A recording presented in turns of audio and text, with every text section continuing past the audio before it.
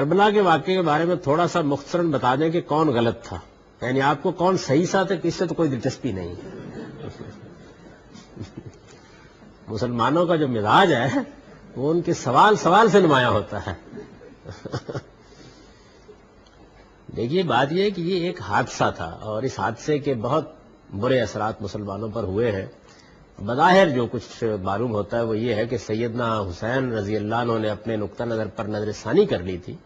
اور جب ان کو گھیر لیا گیا ہے تو انہوں نے 3 صورتیں پیش کر دی تھیں کہ مجھے واپس جانے دیا جائے، مجھے یزید کے پاس جانے دیا جائے، میں اس کے ساتھ معاملہ کر لیتا ہوں، مجھے سرحدوں پہ چلے جانے دیا جائے۔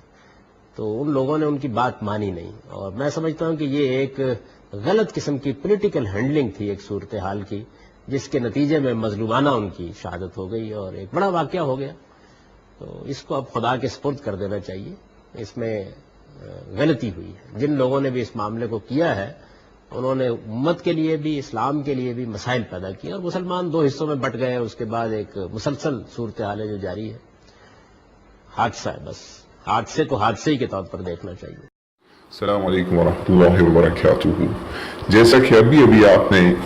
غامدی صاحب کا ایک کلپ ملاحظہ کیا اور آپ نے اس میں سنا کہ کس طریقے سے وہ کس چالاکی کے ساتھ انہوں نے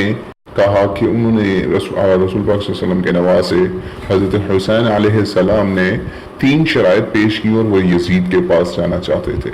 اور انہوں نے یہ بھی بولا کہ اس مسئلے کو مس ہینڈل کیا گیا ہے، ٹھیک ہے، اور حضرت حسین کے موقف کو انہوں نے اس میں بیان کرنے کی جسارت نہیں کی۔ بالکل ایک غلط قسم کی تاریخی روایت جس میں 3 شرائط کا ذکر ہے، نہ اس کی کوئی سند بیان کی نہ کچھ، اور اس واقعے کو حضرت حسین کے سر پہ لگا دیا، ٹھیک ہے۔ اب آپ دوسرا کلپ ملاحظہ کیجئے، ابھی میں اس میں تھوڑی دیر بعد آپ دیکھیں گے کہ کس طریقے سے غامدی صاحب ایک جگہ پہ تاریخی روایت کا سہارا لے رہے ہیں، دوسری جگہ تاریخ سے خود بھاگ رہے ہیں، بلکہ تاریخ کو ایکسپوز کر رہے ہیں کہ کس طریقے سے تاریخ کتنے سال بعد رسول اللہ صلی اللہ علیہ وسلم کے بعد کتنے سالوں کے بعد تاریخ لکھی گئی۔ کوئی مورخ نہیں تھا، یعنی پہلی جگہ پہ مورخ بھی تھے، تاریخ بھی تھی، 3 شرائط بھی تھی، اور حضرت حسین کا موقف بھی نہیں تھا، ٹھیک ہے۔ اور یزید کو برا کہنے کے لیے ان کے پاس کوئی زبان، کوئی الفاظ، کوئی علم نہیں ہے۔ ان کے پاس حضرت حسین کی شہادت کو بیان کرنے کے لیے کوئی حدیث، کوئی واقعہ، کوئی تاریخ، کچھ بھی نہیں ہے، ٹھیک ہے۔ ظالم انسان صرف حضرت حسین کی شہادت کے بارے میں جو رسول اللہ صلی اللہ علیہ وسلم کے ابن عباس کے خواب میں آئے وہی روایت بیان کر دیتے کہ شاید کہ لوگوں کو پتہ چل جاتا۔ نہیں بیان کر سکتے تھے تو کم سے کم حضرت حسین کی شہادت کی وہ اطلاعیں جو رسول اللہ صلی اللہ علیہ وسلم نے اپنی احادیث میں دی وہی بیان کر دیتے۔ ہاں، لیکن آپ کا جہاں الو سیدھا ہوگا وہاں تاریخ بھی سیدھی ہے، جہاں آپ کا الو سیدھا ہوگا وہاں حدیث بھی سیدھی ہے، لیکن جہاں آپ کا الو ٹیڑھا ہوگا وہاں پہ حدیث بھی نہیں، وہاں پہ تاریخ بھی نہیں، وہاں پہ قرآن بھی نہیں، وہاں پہ فقہ بھی نہیں۔ تو آپ یہ اگلا کلپ ملاحظہ کیجئے اور غامدی صاحب کو خود بخود ایکسپوز ہوتے ہوئے سن لیجئے۔ السلام علیکم ورحمۃ اللہ وبرکاتہ۔ سوال ہے، آپ کی ایک ویڈیو دیکھی جس میں آپ حضرت امام حسین اور یزید کے بارے میں سوال کے جواب میں آپ یزید کو غلط کہنے سے گریز کر رہے ہیں۔ یہ ایک ایسا واقعہ ہے جس نے پوری امت مسلمہ کو 2 حصوں میں تقسیم کر دیا۔ حیرت ہے کہ آپ جیسے صاحب علم بھی اس کے بارے میں واضح موقف نہیں رکھتے۔ میں تاریخی چیزوں کے بارے میں آپ کو بھی یہ توجہ دلاؤں گا کہ اس میں بڑی احتیاط برتنی چاہیے۔ یعنی قرآن سنت، میں نے ابھی آپ کو بتایا ہمارا دین قرآن و سنت میں ہے، وہ پورے یقین کے ساتھ ہم تک پہنچ گئے، مسلمانوں کے اجماع اور تواتر سے پہنچے ہیں، ان کے بارے میں ہم یقین اور اعتماد کے ساتھ گفتگو کرتے ہیں۔ یہ جو تاریخی ریکارڈ ہے آپ جانتے ہیں کہ یہ کس طرح سے مرتب ہوا ہے، یعنی کم و بیش میں نے آپ کو بتایا ہے کہ 80 سال تک رسول اللہ صلی اللہ علیہ وسلم کے بعد کوئی باقاعدہ مورخ نہیں ہے جس نے تاریخی تحقیق کر کے کوئی کتاب لکھی ہو۔ زبانی روایتیں ہیں، قصے ہیں، قصہ گو لوگ ان کو بیان کر رہے ہیں، اس کے بعد اس کو لوگوں نے مرتب کرنا شروع کیا ہے۔ اس میں کہاں کہانیاں شامل ہو گئی ہیں، کہاں کیا کیا تحریفات ہو گئی ہیں، کیا کیا خرابیاں ہو گئی ہیں، یہ خود تحقیق کا موضوع ہے اور اہل علم اس پر تحقیق کرتے رہتے ہیں۔ میں بھی ایک طالب علم کی حیثیت سے جن علوم کا طالب علم ہوں، سماجیات ہے، فلسفہ ہے، تاریخ ہے، میں بھی کرتا رہتا ہوں اس پر جب مجھے موقع ملتا ہے، تمام اہل علم کرتے رہتے ہیں، لیکن اس میں کوئی بات حتمی طور پر کہنا یہ میرے نزدیک بڑی جسارت ہے۔ محمد ابن جریر الطبری نے اپنی تاریخ میں یہ پورا قصہ لکھا، حافظ ابن حجر رحمۃ اللہ علیہ نے تہذیب التہذیب میں اس کو نقل کیا، اور اپنی کتاب صحابہ میں اس کو درج کیا۔ اب ایک شخص کہتا ہے جب امام محمد باقر جو زین العابدین کے بیٹے وہ سنا رہا ہے کہ حسین رضی اللہ عنہ کو بہت لوگوں نے روکا مگر وہ بعد نہیں آئے، راستے میں جب ان کو پتا چلا کہ مسلم ابن عقیل شہید کر دیے گئے ہیں تو انہوں نے لوٹنے کا ارادہ کیا۔ چچا زاد بھائیوں نے ضد کی کہ نہیں ہم تو انتقام لے کے لوٹیں گے، اس لیے امام حسین بھی مجبور ہو گئے کہ تمہارے بغیر تو کوئی مزہ نہیں زندگی کا، ان کی ضد کی وجہ سے آگے چلنا پڑا، اور بعد میں جا کر وہاں منت سماجت کرتے رہا کہ 3 شرطیں مجھے یزید کے پاس بھیج دو، بھائی میں اس کے ہاتھ میں ہاتھ رکھ دیتا ہوں۔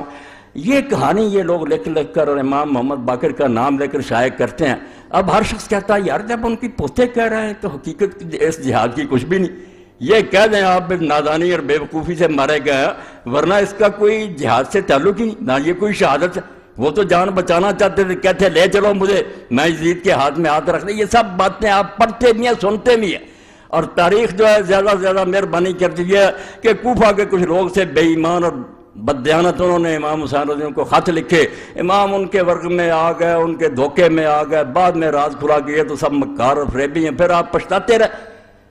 نتیجہ کیا نکلا؟ کچھ بھی نہیں۔ کہ امام حسین رضی اللہ عنہ انہوں نے نتیجہ یہ نکالا پوری کتاب میں رسومات محرم الحرام اور سانح کربلا کہ امام صرف فوت ہوئے ہیں ایک اپنی ناجائز غرور اور گھمنڈ کی وجہ سے کہ سمجھتے تھے میں رسول اللہ کا نواسا ہوں اس لیے بہتر ہوں، یہ نسلی غرور ان کو لے ڈوبا۔ میں یہ کتاب آپ کے سامنے پیش کر رہا ہوں، لے کر پڑھیں، اور یہ ہر مولوی کے پاس ہے، جتنے نا اہل حدیث علماء سب کے پاس یہی ہے، اسی کو رٹے طوطے کی طرح دہراتے رہتے ہیں، کسی کو توفیق نہیں کہ نکال کر دیکھے کہ یہ باتیں کوئی صحیح نہیں ہیں۔ تو امام حسین رضی اللہ عنہ جی کہتے تھے کہ مجھے لے چلو میں بیعت کر لیتا ہوں، مگر دوسری بات جو بیوقوفی کی وہ عبید اللہ بن زیاد نے کی کہ اس نے ضد کی کہ پہلے میرے ہاتھ پر بیعت کرو پھر دمشق لے کر جاؤں گا، تو امام نے خام خواہ ایک ناجائز بات کہی کہ نہیں تیرے ہاتھ گورنر پر بیعت نہیں کروں گا، وہاں میں کروں گا۔ صرف اتنی بات پر عبید اللہ کہنے لگا نہیں آئی نہیں بات ہے میں گورنر میرے ہاتھ پر، یعنی یہ امام حسین رضی اللہ عنہ کو ایک احمق ضدی اور مغرور آدمی ثابت کیا جو خام خواہ اپنی جان دے گیا، ورنہ کچھ حقیقت نہیں۔ اور اس میں صاف صاف لکھا کہ یزید کو بیعت کا مطالبہ کرنے کا کیوں حق نہیں تھا، کیونکہ جب سوائے 2 آدمیوں کے عبداللہ بن زبیر اور امام حسین کے ساری سلطنت میں لوگوں نے اس کی بیعت کر لی تھی، وہ کیوں نہ بیعت مانگتا؟ امام حسین جھوٹا تھا۔ یہ پوری کتاب ہے۔ اب ہم اس کا جواب اگر میں دوں